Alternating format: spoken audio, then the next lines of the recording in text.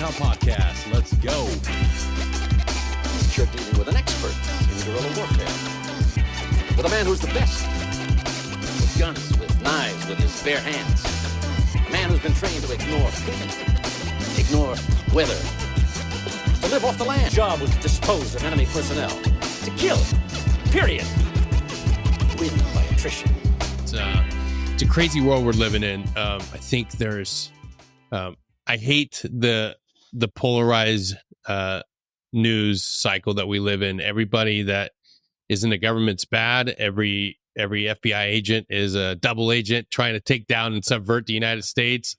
It is not a good time to be a man of service or a woman of service in any profession here in the United States. We are enemy number one, whether you're a police officer or service member or individuals such as yourself, Stephen, that have served our nation in the FBI. But thank you for being here, man. I'm excited to dig into this interview.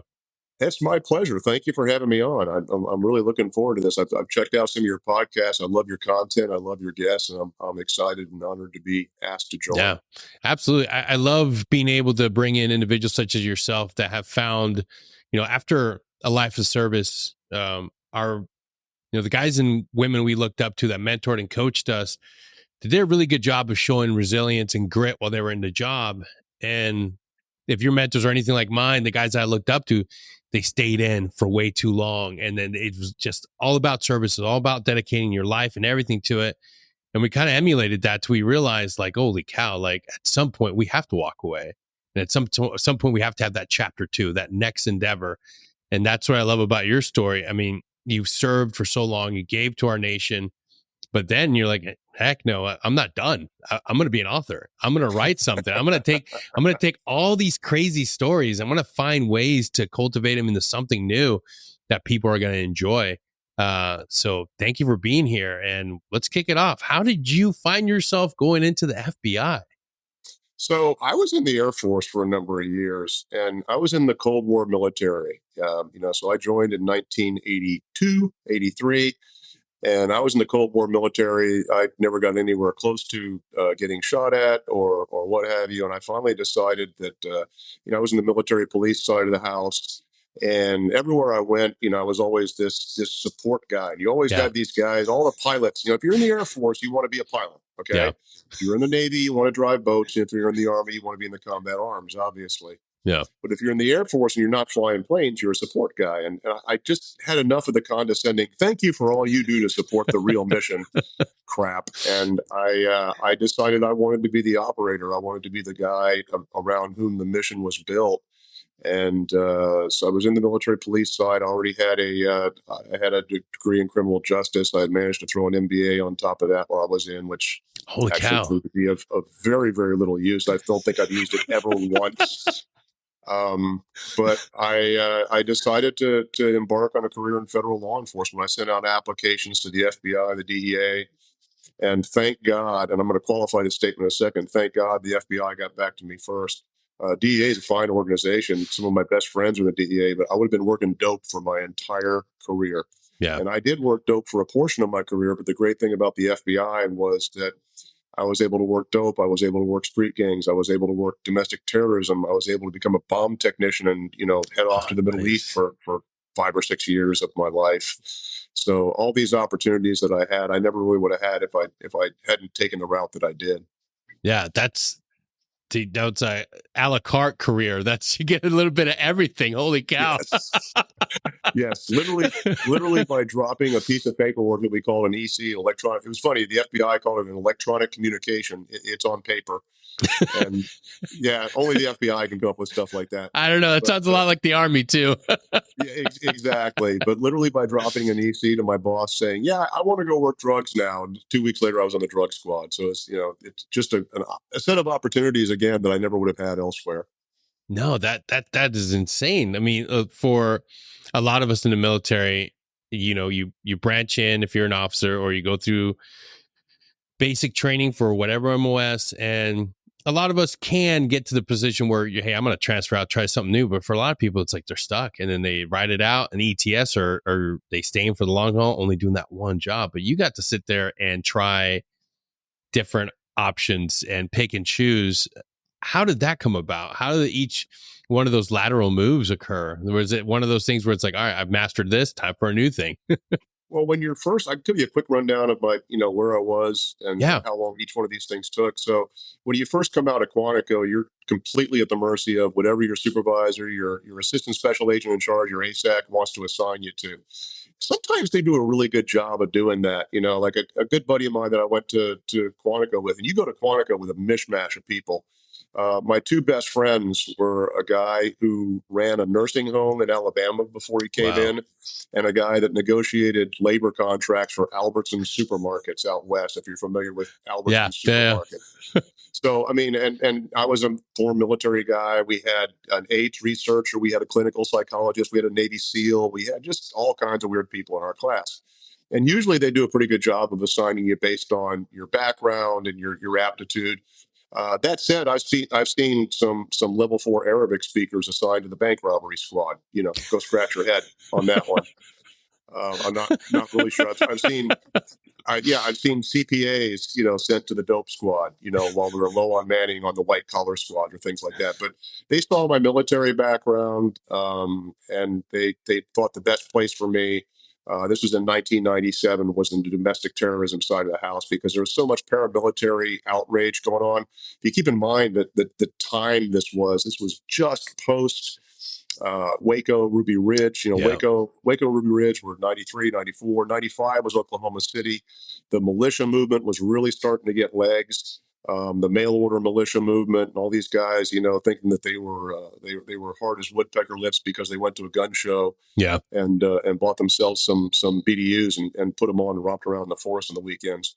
So we had these guys who were going out, and obviously some of them were plotting actual plots of violence against the government and against individuals. And that was the first thing that I got into, was these anti-government extremists, and worked that for a couple of years, put together a few good cases. And I really, really wanted to be kind of more out on the street, doing more, police style work. So I put in a request to go to the drug squad. I went there, worked a number of cases there that were quite interesting.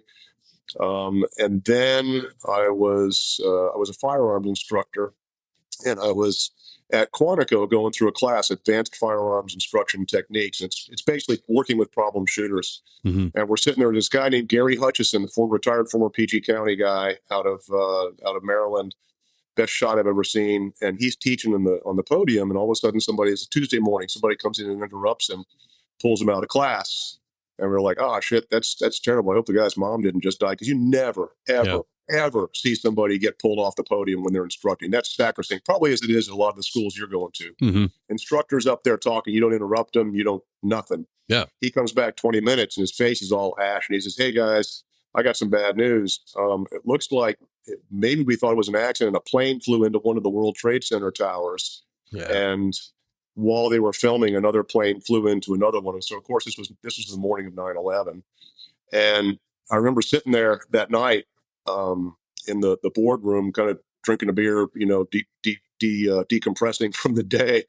And the guy next to me asked, he says, well, what did you used to do, for the FBI? Because when we get back home, this is all going to change. And sure enough, I got back home on September 13th, 2 days later, and I was assigned out to the Atlanta airport, where I worked for the next 3 years. Holy cow. And when you work at an airport, you're doing everything out there. Everything from, we had international child abductions to drugs to money laundering to, suspected terrorists flying here and there. You work every single crime, interstate transportation of stolen goods, international transportation of stolen goods. Did that for a while. They hauled me in. My boss hauled me in then to be the media rep, the PIO, if you will, the public information officer. So I was kind of the face and the voice, if you can believe this face, of the FBI of Atlanta for 3 years. I worked gangs for a few years after that, when I got tired of standing in front of the camera. And then the big ground shift in my career came when my friend Don Hamady pulled me aside and said, man, you really, really need to take a look at the bomb program and becoming a bomb technician. And that was what led me through like the last 12 years of my career, 11 years of my career. Yeah. It's for many of those that were in the military or in federal jobs, 9/11 shifted everything. So many people that I've talked to and interviewed, that was a shift in what they were doing, whether they were sitting at an office and decided to enlist or already engaged in service to our nation. Everything changed. It was such a monumental shift for all of us. And it doesn't begin to hit us until we do things like this and like trace back like everything that happened and how it led to so many different things. We weren't thinking about airport security back before 9/11. Now it's one of the biggest things, like, and for the military, we shifted drastically. How did Absolutely. you maintain that sense of like, okay, bearing, this is going to be my next course of action? Because, you know, in the military, you know your marching orders, you know where you're going. Now in the FBI, I have to imagine like, okay, I'm going to shift over to bomb. And in that period in time in Iraq and Afghanistan, we are seeing TTPs change. Did you know that you were about to take a step into an unknown world that was just going to be opened up to some of the most dangerous interactions? Yeah, it was funny. I was telling you, I was in the peacetime military, the Cold War Air Force, and never got shot at, never got blown up. Well, 9/11 took care of that for me. Between Iraq and Afghanistan, and a total of 4 tours to those 2 places. I also did a tour to Kuwait, but I can't look at you with a straight face and call that a combat tour. Sorry. No one can. I stayed. Well, I mean, even the guys who stayed on Arafjan, maybe, but I stayed in the Kuwait Hilton, so I can't look at you with a straight face and call that a combat tour. But the other 2, I'll never forget. When I first went to Iraq, we had people trying to blow us up left and right. I was there in 05 and 06. And I wasn't there as a bomb technician. I was there doing the war crimes trial. So I was with the regime crimes liaison team, RCLT or something like that. Yep. And RCLO, the regime crimes liaison office. We were putting on the trials for Saddam Hussein and his regime. So everybody's got one of those moments like, holy crap, am I really here? Yeah. My moment was the very first trial that they did for Saddam Hussein was the Dujail trial. And a lot of people don't even think about Dujail. People think about Saddam. They think about Anfal. They think about the gassing of the Kurds in the north. And that was the big thing. Well, he never got tried for that because they decided to put on the easiest case they could prove first, and that was Dujail. It was another one of these, low-level sort of massacres of a town that had dared, rear their heads up against him or something like that, and he just sent the army in and wiped them out. So they got him for crimes against humanity, and everybody was saying there were 6 other trials, from the Intifada to the Sharia uprisings and everything. And everybody's saying, well, crap, if we hang this guy, he's not going to face justice for the other trials. And that's exactly what happened. Yep. And we said, well, you can only hang a guy once. You can't dig him up and try him and hang him again. But on the first and second day of the Dujail trial, I am there sitting 10 feet from Saddam Hussein. And that was one of those moments where I'm kind of sitting there saying, like, crap, is this real? Am I really? Like, am I in a TV show or is this for real? And it was something amazing. We were there. We were helping the Marshals Service. The Marshals were running and doing a great job of it too. They were running the courtroom security. And we had put an Iraqi face. That was the marching orders. Put an Iraqi face on this thing. We don't want a bunch of America, but there in the background, just out of the view of the cameras, were the Americans armed and ready to jump in if something did go horribly wrong, which it never really did. It actually came off quite well. But to answer your question, the moment I noticed that something was really different, my first tour as a bomb technician was to Kabul in 2009. I was 3 months out of bomb school. Okay. Oh shit. And people don't know that. They don't know what day you got done with your EOD training. They have, all they know is like you're either there or you're either the guy or you're not the guy. So I'm there and I'm going to go pick up this Army major guy I didn't even like. I'll say his name. Hell, I don't care. Brian Pelly. Brian Pelly, if you're listening, you almost got my ass killed, buddy. I had to go pick up Brian at ISAF headquarters. I don't know if you were ever on the compound there in Kabul or not, but right smack there in front of ISAF headquarters. And I stopped to get gas, put some gas in my little my Toyota Land Cruiser. We called ourselves 2 guys in a truck, our outfit. And probably 30 seconds before I hit the X, about 180 pounds of ANFO went off. Ooh. Right on the spot where I was supposed to be. I've actually got a video of it. It's a video taken from, I went through a security checkpoint. You can see my car going through, and I get about 20 meters out in front and past the security checkpoint, and you see big white flash, and you see me backing up a lot faster than I went through. And yeah, and that was one of those things where you just kind of you jump in, you assess the scene, you help everybody that you can. Yeah. For us, it was exploiting the bomb scene. That's what we were there to do. We were in a group called SEXY, Combined Explosive Exploitation Cell. No. And that's a backronym. Clearly, somebody wanted to call themselves sexy, so they said make a name that comes up with that. So we exploited the scene. We got the dead out of there. With there were a few Americans that were hurt. Major Pelly actually was waiting for me inside, so he didn't ever show up because he didn't see my vehicle show up, so he was okay. And it wasn't until I got back to my hooch later on that night, and I sat down on my cot. And it wasn't like some big, emotional moment, but it was a chat with myself.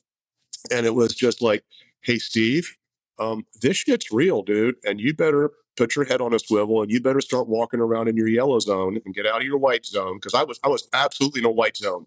Yeah. When I was driving up on that thing, I said, you need to put your head on a swivel and out of your butt and start walking around in the yellow zone and start taking this thing seriously. And there were several more incidents after that, but that was definitely my own personal come. I think everybody that goes through multiple deployments gets to that point in time where they realize, like, maybe I'm being a little bit too complacent. Maybe I'm being, and it just takes that one situation, that one event where it's like, oh shit, I'm in an active combat zone. I need to keep my head on a fucking swivel.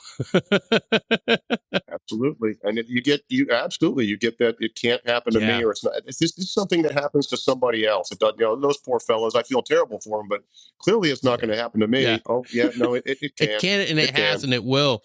That's why you have to be an absolute master of the basics, going through your PCCs, PCIs, constantly going through the little things. It's always the little things. And when you're younger, and I'm sure you felt the same way as you were going through training. It's like, whatever. It's the little things. I'll be fine. But I would imagine after that event, after that blast, it was like, okay, no, this is, things explode in human bodies. Oh yeah. Oh yeah. Yeah. I mean, we had, we had, SOPs for, what if you're driving through a traffic circle and somebody comes up and throws a limpet on the side of your vehicle? We had SOPs for what if somebody just jumps out in front of you? Wait, when do you run somebody over? When do you swerve? When do you stop? Stopping was almost never, that kind of stuff. But how do you get, we were literally, it was myself and a Navy EOD guy. That was the other half of the sexy team, and our job was bomb site exploitation for forensics and what have you. And we'd roll out, and both in civilian clothes and a lightly upper armored Toyota Land Cruiser with tinted out windows. And when you put all that crap on, and you got your M4 next to you, and you got grenades in the door, it's a lot. It takes a lot more thinking about, how am I going to get out of this vehicle? How am I going to unass this thing? Fight if I have to, run if I have to. How do we do all these things? Windows don't roll down in those things. You can't toss a grenade out the window. So it took a lot of getting used to, but once you got used to it, when the new guy showed up, you were like, hey, listen, here's how we do business here, and pay attention, because man, that's the other thing that's unique to that experience. The up armored and sometimes light armored Land Cruisers and non-standard vehicles, like, you're right, you're not getting out of that thing with any quickness, especially if you're kitted up. No, it took me like a minute and a half to get into that vehicle. And I can give you an example of one of the times where that kind of came into play. I actually call this the worst day of my bureau career. And I've been there for, people dying. I've been there for people, I've been there when cases went south. I've had a lot of, bad days, way more good than bad. But the worst day in my FBI career, I don't know if you're familiar with J-Bad Road, Jalalabad Road, runs from Kabul all the way out to Jalalabad, which is how it got its name, runs out past Phoenix and all that kind of stuff. we were doing a mapping project. We were geo mapping. We had it was a two-ship formation, two lightly armored white Toyota Land Cruisers, and we had these GPSs attached to us, and we were mapping out safe routes for people so that when new people came there, they could just plug things into a GPS as opposed to getting lost in the streets of Kabul. And we're going down the Jbad Road, and we had just passed. I forget what the name of the. We just come out the Masood Circle. We just come out there. We passed the British base. We were probably about 5 kilometers from Phoenix, and doing 30 miles an hour, which is under the speed limit. And a little girl runs right out in front of me, and I hit her head on with the car. Little, I'm going to say 7-year-old girl. And the week before that had happened, two Dynacorp guys had gotten massacred by a crowd because they had hit somebody in a crowd, and it was on Route White in between Masood Circle and the airport on Route White. And they had gotten dragged out of their car and beaten to death. And we knew we couldn't stop. So I had just hit a kid and seen her go pinwheeling. I have video of this too. Seen her go pinwheeling across the road. Mind you, the other guys are behind me. The two guys are behind me in the other ship in the two-ship formation. And we had to get on the radio and say, guys, move, get to Phoenix, and call Phoenix and let them know we're coming in and we're not going to stop, and please don't shoot us. But, and sure enough, we had Afghan police all after us. We had crowds chasing us. And I didn't really care about any of that. What I thought was I just killed a kid. And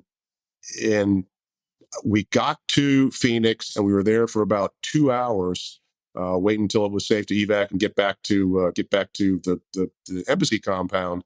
And my boss, a guy named Bob Jones, calls me up and he says, "Hey, just to let you know, the girl's alive." I was like, "Holy shit, really?" They had taken her to an Afghan hospital, and the DSS guys, the State Department guys, had gone and gotten her out of that hospital and taken her to the French hospital at the airport at Kaya. And the doctors there saved her life. They had the proper equipment. She was in an Afghan hospital. She would have died that night.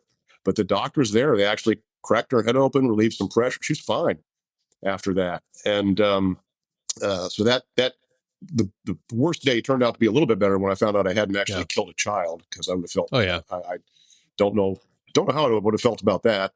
Thank God I don't have to think about it. But the sort of funny ending to it is we're sitting there, we're talking to our local national guys. I forget what we call them, but the two Afghan guys who were cleared and worked at the embassy and were sort of like our fixers for everything. And we were talking a couple of days later.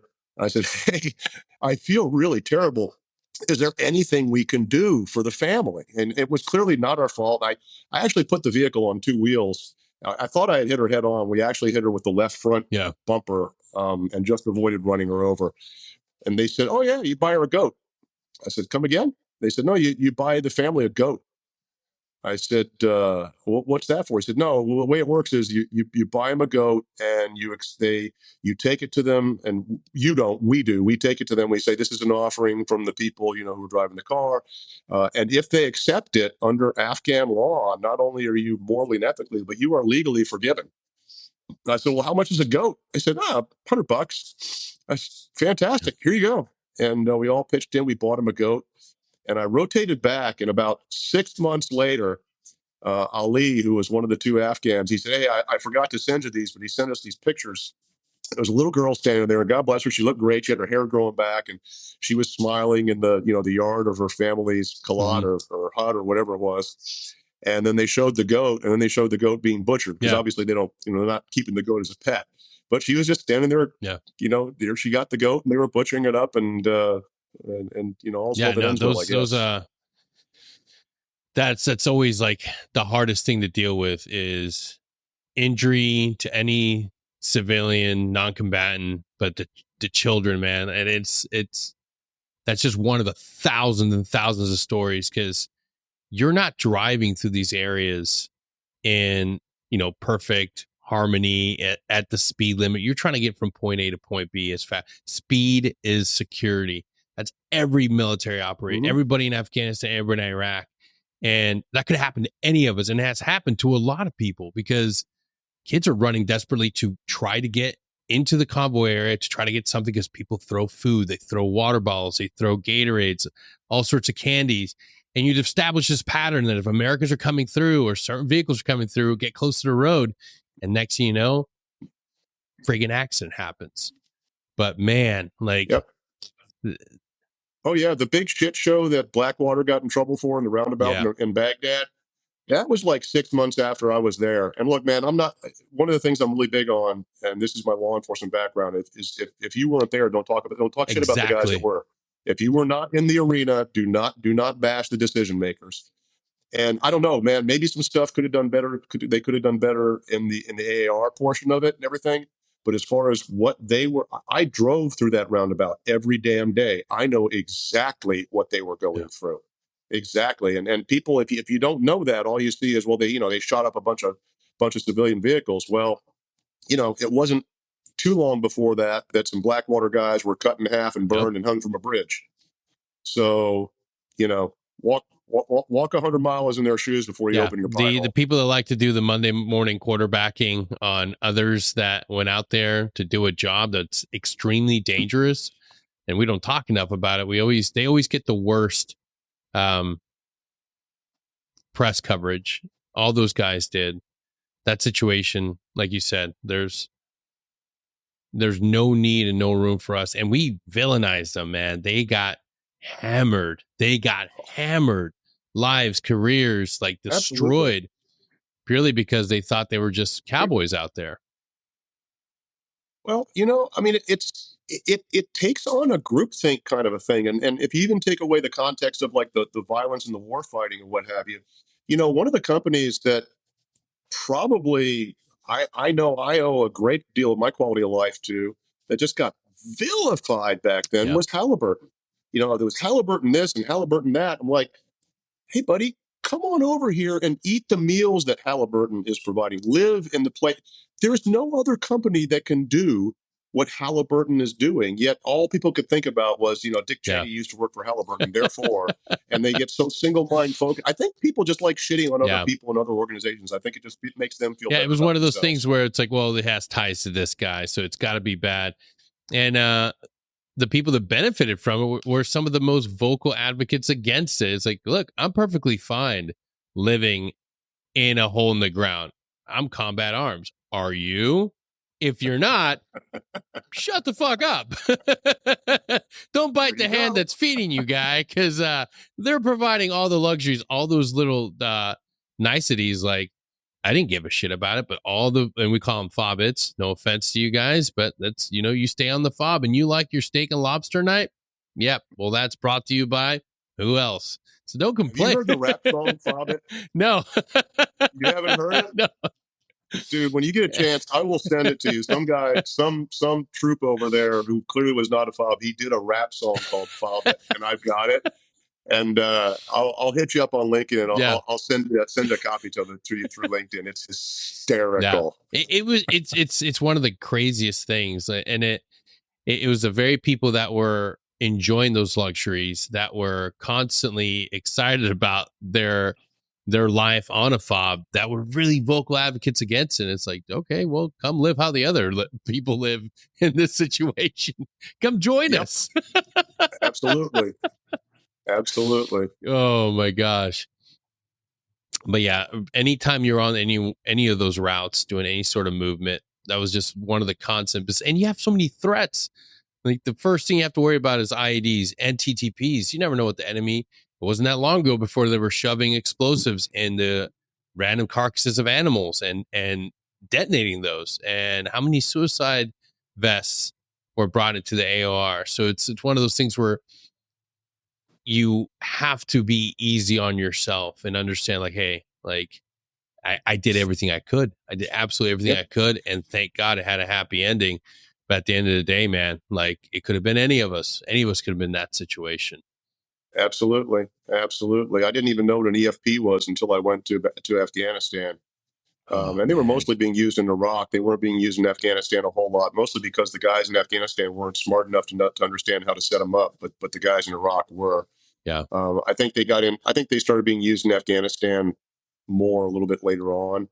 But I mean, just the ingenuity, the enemy is ingenious. Yeah. For people who, live in huts and wipe their ass with a bare hand, we make fun of that. They're actually very ingenious warfighters, and they're incredibly deadly. Absolutely. Our American citizens and I get it. I love patriotism, but they constantly harped on all these backwards people living in caves. I'm like, you have no idea what being a product of that environment and having to do with so little and being exceptional at creativity, like the ways that they targeted us in Iraq with EFPs and improvised explosive devices. I mean, that takes a lot of skill set and a lot of knowledge, and it was making the most with what little they had. And man, if it wasn't for guys like yourself that were students of these, that's one thing that saved a lot of lives. The ability to utilize FBI and other government agencies to come into the battlefield to study the TTPs and then bring it back stateside, break it all down, and then rapidly distribute this information so that we could survive. In just those 2 years, in 2000, from 2007 2008 was a really big progression, and then 2009 2010 was insane progression of TTPs and how to check and mitigate these explosive devices. I remember leaving Iraq in 2008 thinking, oh man, like it was dangerous. We got figured out. Coming back and seeing the progression of devices. I mean, the original Duke systems to the improvised Duke systems that came after them, all the rhinos, all the stuff that was rapidly developed to help us survive. Like that. And that was the biggest thing was the development of all the different ECM sets and the evolution of ECM as we went along, and as they went from doing things like using LRCTs, long range cordless telephones, to set them off, to using different kinds of radio frequencies, and that was one thing I actually was very proud to be a part of, was all the exploitation, both the forensic and the electronic and the scientific exploitation. There were actually, I probably processed a total of about, in 3 tours in Afghanistan, I think I probably processed a total of about 50 or 60 bombing sites. And there were 2 occasions where we came up with forensics off of that bomb site that linked into known actors, known bad actors who'd either been rolled up in the early stages of the war, or been incarcerated at Abu Ghraib or wherever, anywhere else. And on one of those instances, I actually got to see action taken on an objective through the eyes of a predator. No shit. And that was one of my favorite nights. So they say, well, if you're not doing anything at 2:00 tonight, we're gonna here's the objective, here's the PC, and here's the objective, here's his name, and we got that from something that you guys took out of this bomb site, and we're gonna action this house tonight. And that was probably one of my best days in the FBI. What people don't understand is that long chain of custody. So when it comes to like exploitation and soft, when you're going through and exploiting it, your target house, you're going through collecting all that data, all that metrics, there's avenues to send that back to the FBI. There's courses of action that you take when you find things and you exploit them from, and it's not, TV shows and movies make it seem sexy like this. It's like less than 24 hours, we'll have this data back to you. It takes a little longer to that. But when you're able to connect a big time player in your AO through that exploitation, and it makes it all the way back, and they connect it, and then that becomes actionable intelligence that another team perhaps can utilize. Dude, that's a lot of movement. That's a lot of people pouring sweat, tears, and dedication into making it happen. And and in our case, in this case, it didn't even go back to the States. We were what's called level 1 assets. So level 1 was the guys actually sitting there and picking stuff up. Nice. The level 2 labs were actually there in country.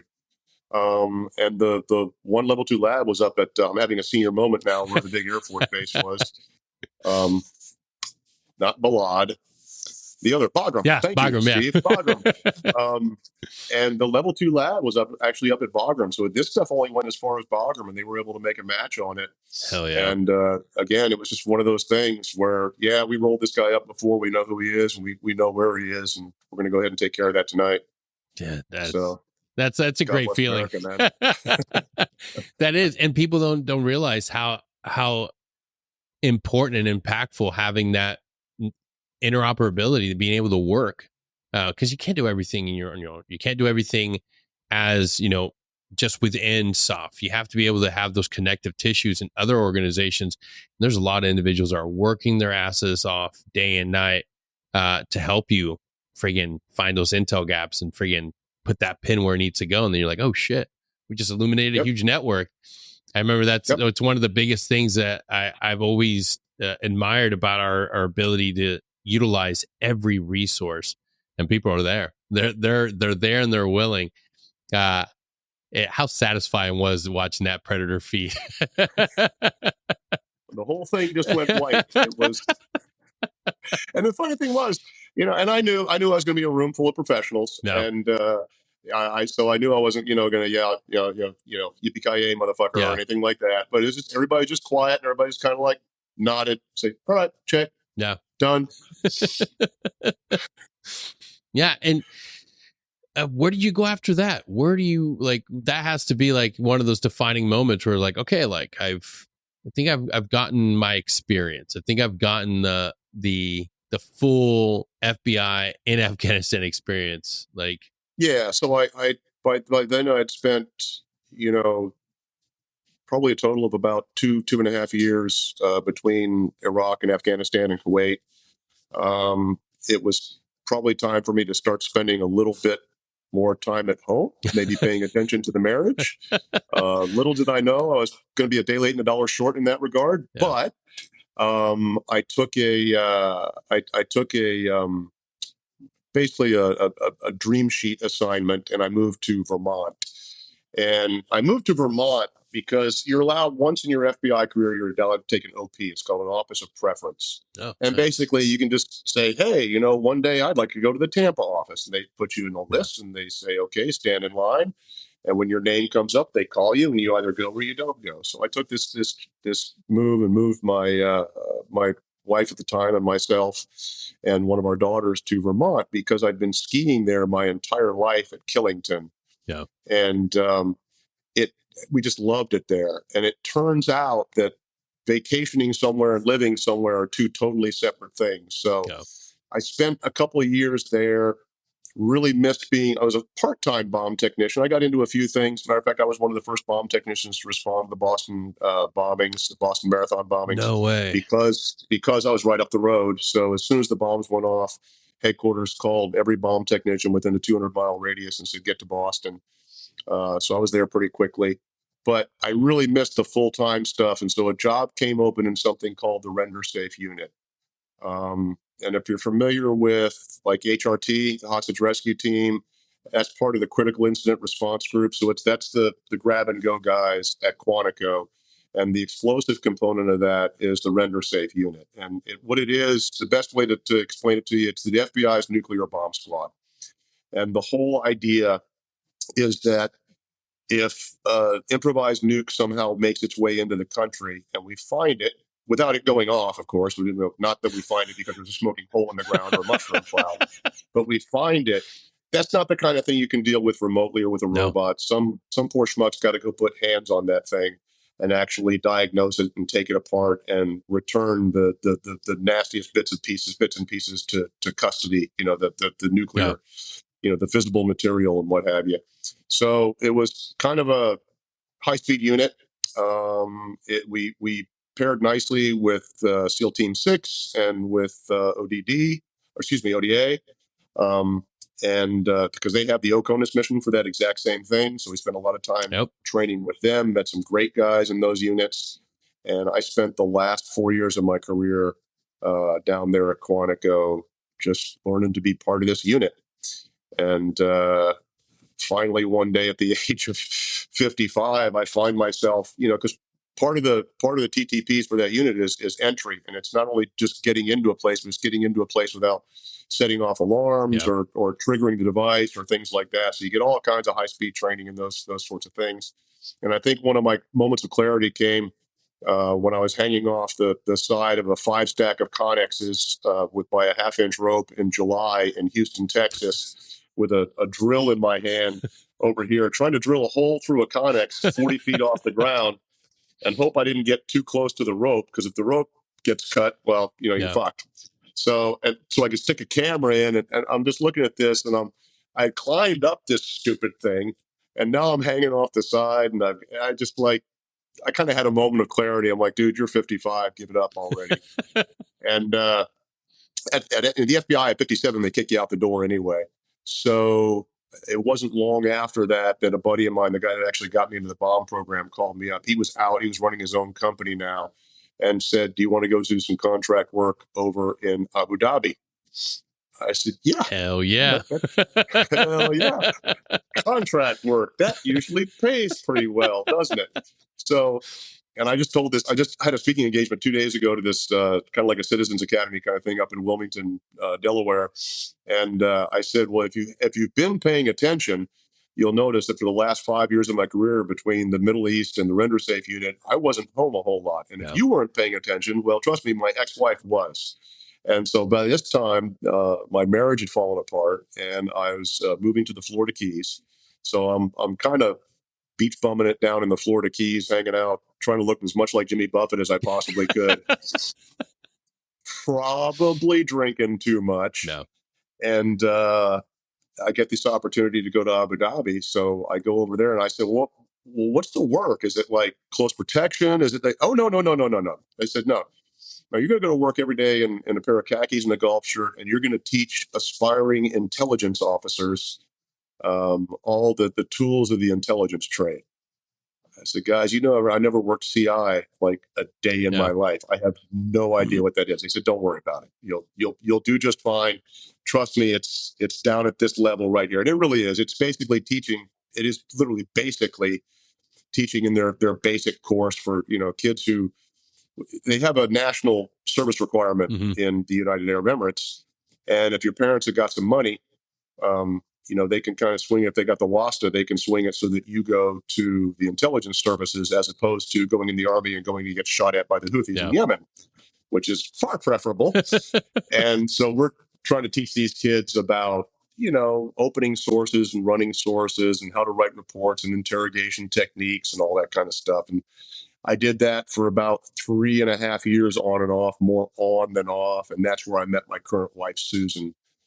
Susan is a retired agent out of the Houston office. She had done kind of the same thing as me. She had just gotten divorced. She had taken a job in Abu Dhabi. And we met and started dating about a year and a half later, and just ran off to Vegas last April and got married. So. Yeah, you've had pretty much the same experience as our soft professionals, which is go until everything breaks, and you push and you push and you push and you push, and then you have that moment of reckoning, like, oh, I can't do this anymore. And now I have to ask you, on this side of your career, in this next chapter, what are you doing to take care of yourself? Because after a life dedicated to service to our nation and being close to death so many times, explosions, working yourself at a high stress level, like, how are you putting things back into that homeostasis, finding that balance back in your life?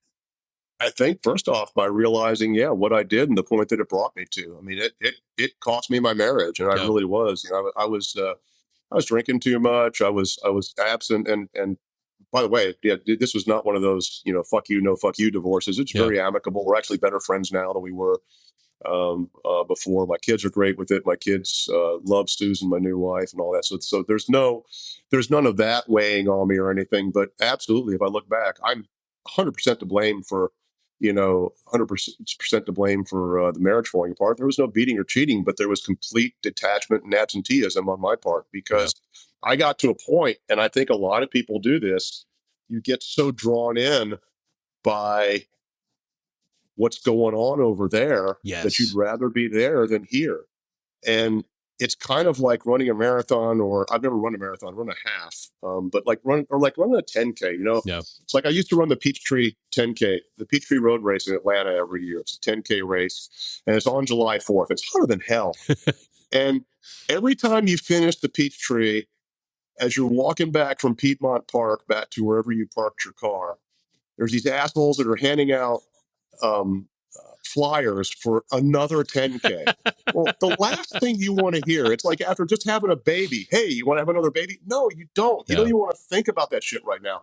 But after a while, the pain goes away and you forget. Yeah. And I think it's the same thing with deployments. You forget, you're like, oh, God damn, man, that was exciting. That's some of the most adrenaline filled time of my life. And I really do. And then each time you go back, it's like, yeah, I'm back. And then in a shorter time period, each time you go back, it's like, oh, that's right. I fucking hate this. This sucks. And so what I did was I just started being mindful, I think, in retirement. And I've got a good woman to remind me of that as well, that, no, you do got to take care of yourself. I'm in the best shape of my life right now, Denny. I get up every single morning, up no later than 4 o'clock, in the gym no later than 5. My dog and I we walked 7 miles this morning. I can't really run anymore on my back and my knees, but I can walk all day long, every day. Just kind of eating right. And, if a thing comes down the pike, like if the company I was working for in Abu Dhabi says, you want to come do like a little, 30-day quick hit or something like that, yeah, I might go do something like that. But right now, what comes first is my wellness. Well, first of all, the number one thing that comes first is my relationship with my wife. Yeah. Because I'm not fucking that up again. Okay, this is my second wife, and she is going to be my last wife. Yeah. So I'm not fucking that up again. And the next thing that comes is my personal wellness. I've found other things to do. I umpire high school baseball. Nice. Matter of fact, I just had a game the other day. Yeah, I got a high school baseball game here coming up short. I played baseball all through high school myself. I love it. Love being on the field. Love being around the kids and everything. It's something cool to do. Yeah. So I have very little stress in my life, but I'm so busy. I don't know if this happened to you or not, but Susan and I, we both look around at our daily lives. Like she just left out to go, to her book club and some other things she's doing. We look around at our daily lives and we were like, when the hell did we have time to work a full-time job? Yeah. With all the stuff that we do now. So I would say, yeah, the number one thing is just being mindful of, all right, why are you in the position you're in right now? What got you here? What was good about it? What was bad about it? And what do you not want to repeat? And the number one thing I don't want to repeat ever, ever, ever again is being an absentee husband. Dude, I am so glad you said that. There's so many guys that don't pick up on that and they continue to make the same mistakes. And then it's like third marriage, fourth marriage, fifth marriage. Some have 6. And I'm telling you, if that's you, if you're bouncing from relationship to relationship to relationship into a marriage, stop. The common denominator is you, my man. The common denominator is you. If you don't change, if you don't realize the importance of living a life with somebody else, like understanding that it's not just about you and your adventures. Now you have a companion. And that's a beautiful thing. Like that is your best friend. That is the person that you go on adventures with. That is someone that adds and brings something more to your life. Cherish that. Be willing to wait. And nobody was advocating for that when I was younger. I wish I would have listened to that. The importance of being patient, waiting, and finding the right person and taking care of yourself first and having those moments of reflection. I'll tell you a warning sign right now, and you hear it all the time. Man, I heard it.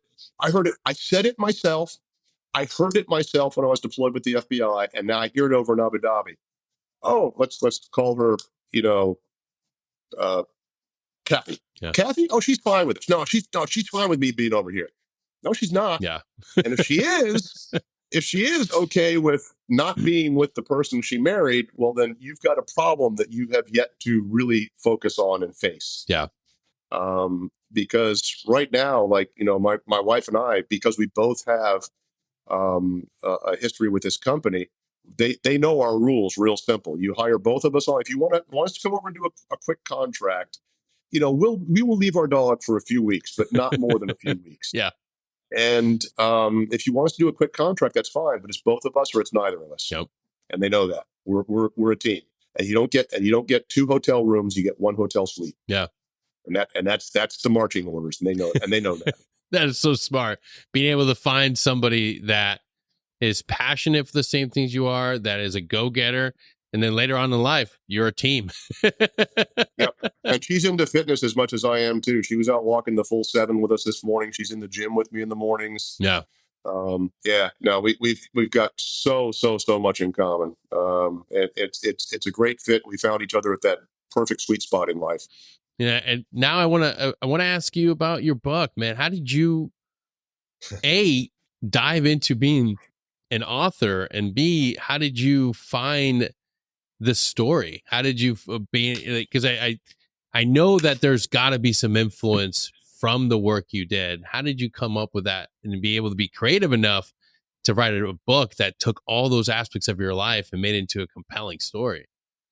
So to start from the broadest part of the picture, I always tell people this: no one's ever going to confuse me with Tom Cruise or Ryan Reynolds. Okay, I'm a solid 7, man. I'm a solid 7, and I'm okay with that. When it came to athletics, yeah, I was good. I was good kid in high school. I was in college. Yeah. When it came to academics, I wasn't ruining the curve for either the dummies or I was Mr. Top of that bell curve right there, man. Okay. But one thing I could always do, and one thing people always told me I could do, was I could write. I mean, going back to kindergarten, it's like, holy crap, this guy can write. You really have an ability. And that becomes, and this, being a vet, one of the biggest problems we have in the military is people can't write a damn performance report.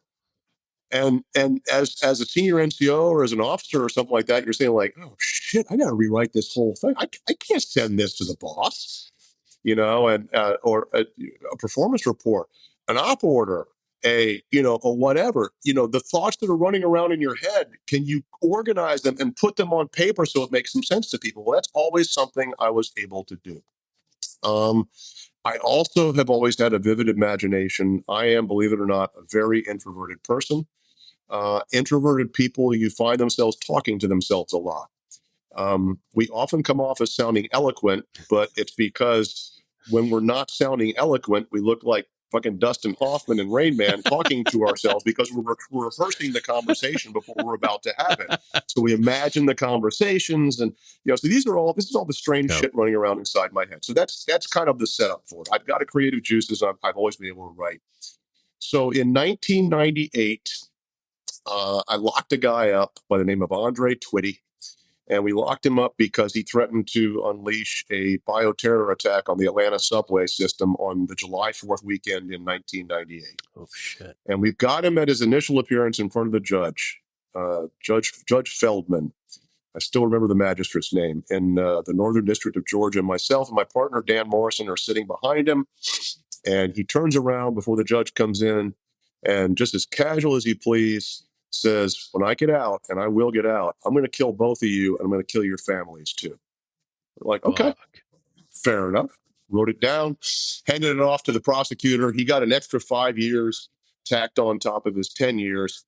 Now, if you're doing math in your head, you're like 5 and 10. That's 15 from 1998, 2013. Where is he? He's still in jail because this asshole, and I think he's just a loudmouth, but he has continued threatening people, from prison guards to other prisoners to judges to attorneys to prosecutors, throughout his entire life. He actually ended up at AdMax out in Florence, Colorado, the U.S. Supermax prison.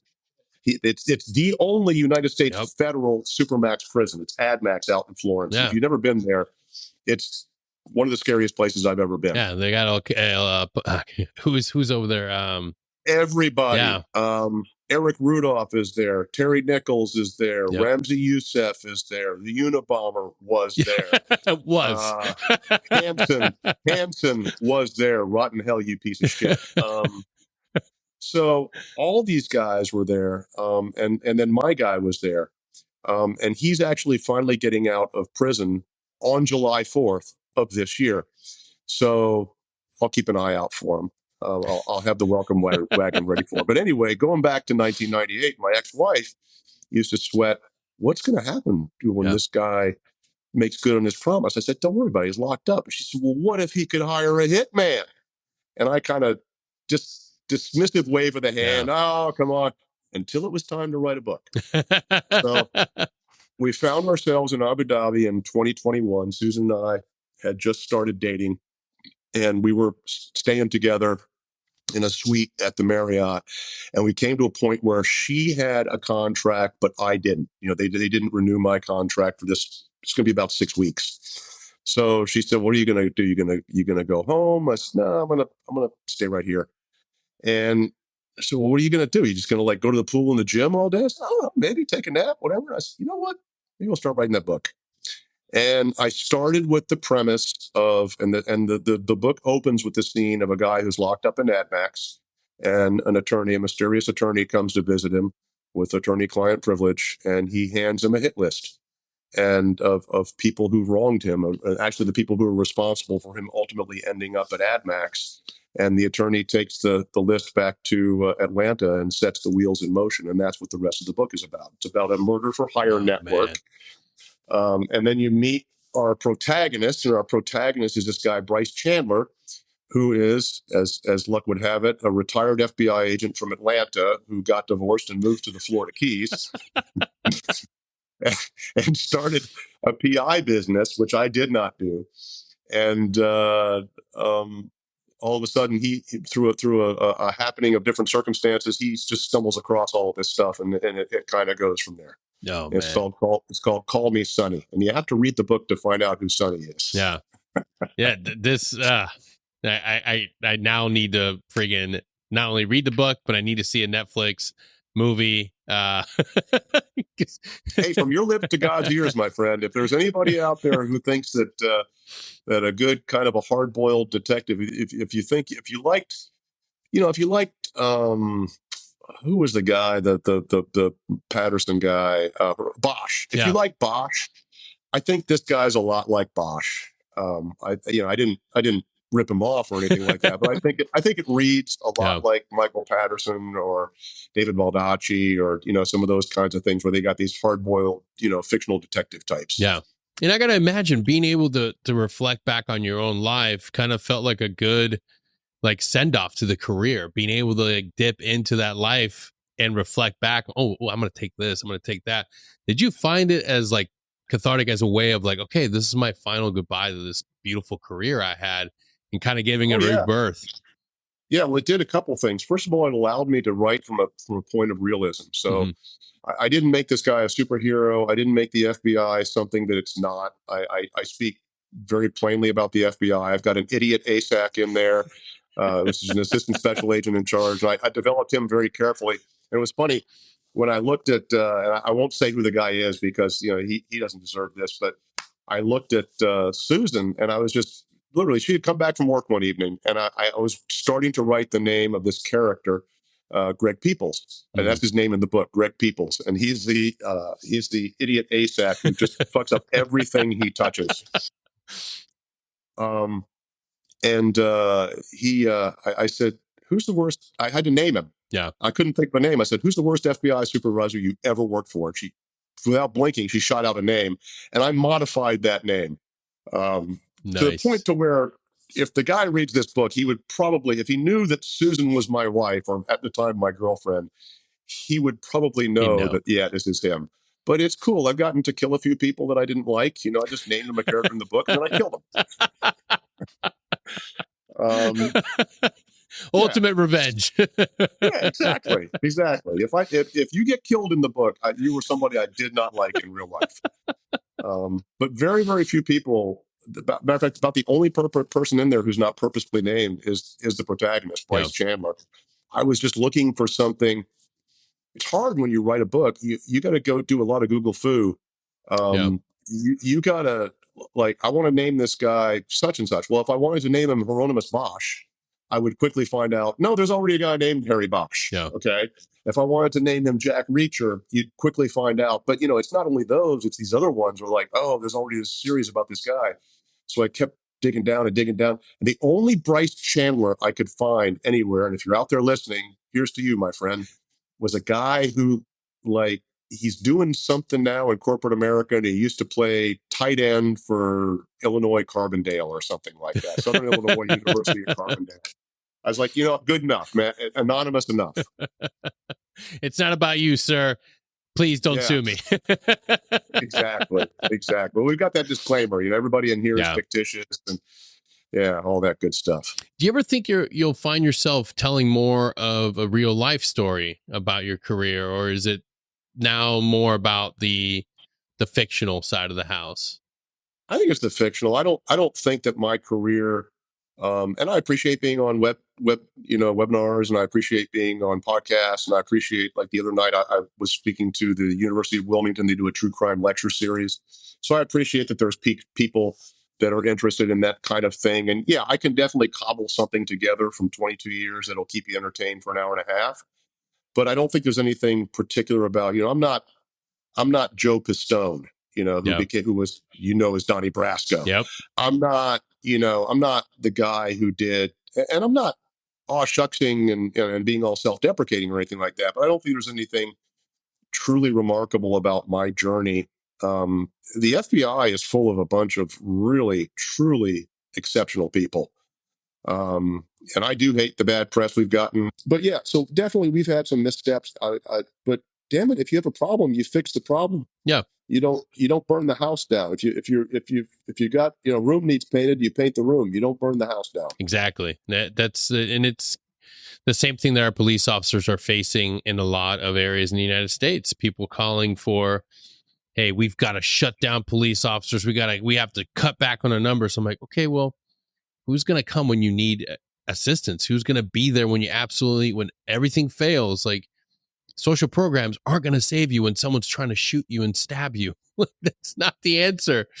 But we're so quick to villainize the institutions that are out there working to keep us safe. And sometimes it requires them to do things that you're not going to like and are not going to be popular. But at the end of the day, I'd rather have police officers on the street, and I'd rather have federal agencies out there doing their jobs to help keep our country running smoothly.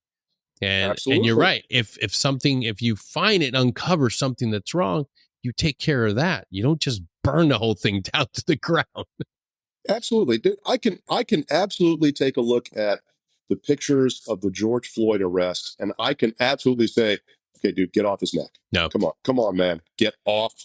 You got like 8 officers there. Get off the dude's neck.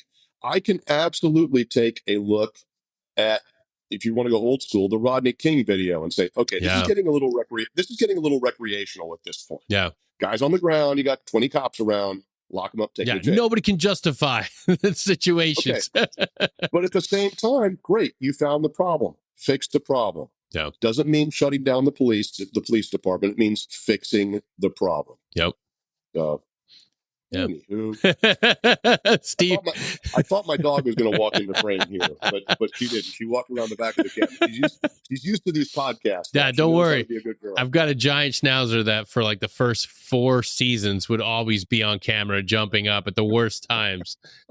Steven, thank you so much for being here today, brother. I can't tell you how excited I am to be reading your book, and I really do hope I see huge potential, because just like you said, I mean, Bosch is a hit, Jack Reacher's a hit. I mean, these are the things that people want to see on screen. So fingers crossed we can get this to Netflix, and hopefully they hire somebody. From your lips to God's ears, man. I appreciate it. We'll put it out there, man. And to everybody tuning in, check out the name of the book is Call Me Sonny, available on Amazon. It's available in Barnes and Noble. Where else can we get the book right now? That's pretty much it for right now. And everybody does ask, is there going to be an Audible? Probably not an Audible with this one. It's available hardback, paperback, Kindle. It costs a lot of money. I'm with a small independent publisher right now called Boyle and Dalton, and it costs probably more money to hire a narrator. If you don't do one of those Audibles right, they just come out sounding wonky, because it's like somebody with my voice trying to read for female characters. So you change from this to good morning, dear, and it sounds so stupid. So I don't know, man. I think that could be one of the quirks that make it so much better. So never say no. Yeah, exactly. Thank you so much for being on here today, brother. I appreciate you, and everybody else. We'll see you next time. Take care. Thanks.